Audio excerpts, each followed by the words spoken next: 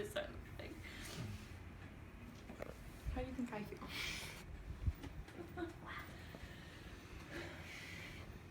Catherine Fagay makes these statements in her article on obesity.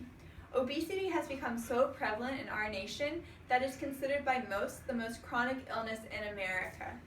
Obesity since the 1980s has tripled among our children. 1 in every child suffers from obesity. What are we as a society going to do about that? Are we going to turn our cheeks and allow our children to be hindered by this illness? Or are we going to take a step and eliminate the threat? America is supposed to be known as the land of the free, but instead our children are shackled by this disease. When is enough enough? Childhood obesity needs to be immobilized, as it holds many threats, including a threat to life. This illness can cause heart disease, liver disease, asthma, and many more, but there are ways to prevent it. Today we are going to address this illness and find ways to prevent it. In order to address the illness, we must first understand how it is measured and defined. Genetic presupposition, environmental factors, and personal behavior play a role in obesity, but one of the main causes is caloric intake, which is the consumption of more calories than exhausted. Overweight and obesity are determined by using the body mass index categories, which is commonly known as a BMI. It is a measurement of the body weight relative to the height. The American Academy of Pediatrics 2007 guidelines of patients who are categorized as overweight are in between the 85th and the 94th, and to be considered obese, it is between the 95th and higher percentile of your weight to height. Obesity has been postulated as the link to many chronic illnesses in children. Some of these chronic illnesses include asthma, EIB, heart disease, liver disease, and orthopedic problems. Asthma. UNC Iron School of Medicine's review made a note in Goldberg-Mulder's 10-year prospective study of the correlation to asthma and obesity. Through his study, he found that little physical fitness and are associated with the risk of asthma. EIB. EIB is exercise-induced bronchoconstriction, which is defined as an airway narrowing or obstruction associated with exercise. UC also addressed Bach's study on EBI.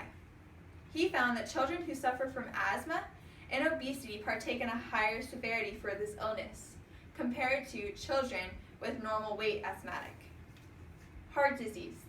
The Mulising study used an electronic beam to evaluate coronary artery calcification in children and young adults with the risk factors of coronary artery disease. This study demonstrated that children have a stronger association of this when they have a higher BMI.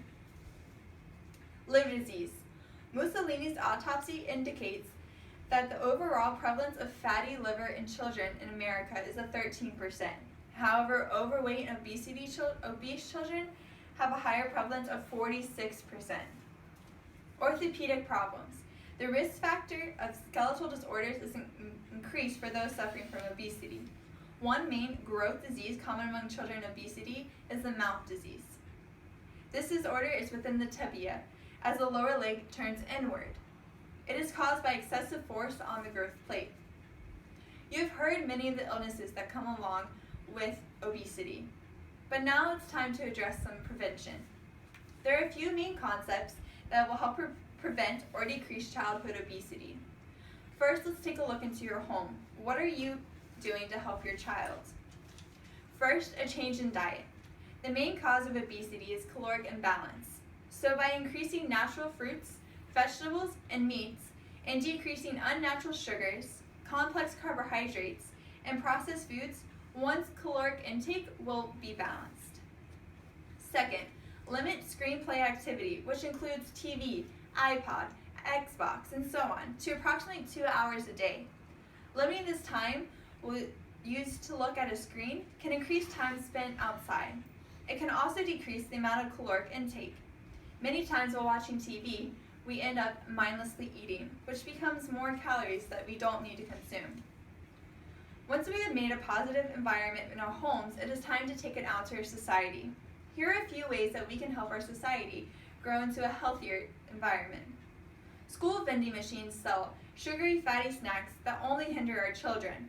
By encouraging and expressing to the school board that sodas, candy bars, and chips are not the snacks that we want our children to have, and instead give natural, good options for our child. Encourage and vote for playgrounds and gardens for our children to see. Easy access to visual representations of something fun and healthy will only benefit our children. We can also help with kid-friendly labels on food items in the school lunchroom, restaurants, and grocery stores that will help our children understand the good and acknowledge the healthy food by supporting and voting for such laws. Obesity is not an illness to brush off. It contains many side effects that only hinder our child's ability to live a normal life. There are ways to help prevent and stop this illness. We just need to take the step towards it. Obesity is a large link to many childhood illnesses. It encourages asthma symptoms. The heart and liver weakens with excessive weight. The body tends to decline more quickly due to the weight. These illnesses are not a light subject, and they don't need to be taken carelessly. Encourage healthy eating habits at home. The healthy eating habits include a balanced diet with little processed sugary foods and fatty foods. Once the home is in good health, work towards your society. Make a way into a healthy community. This can be encouraged through expressing in the school board unwanted sugary vending machines and wanted nutrition labels on the foods. Voting for community gardens and new playgrounds are a helpful way to make a healthy society. The shackles of obesity can be destroyed. We just have to be willing to break them.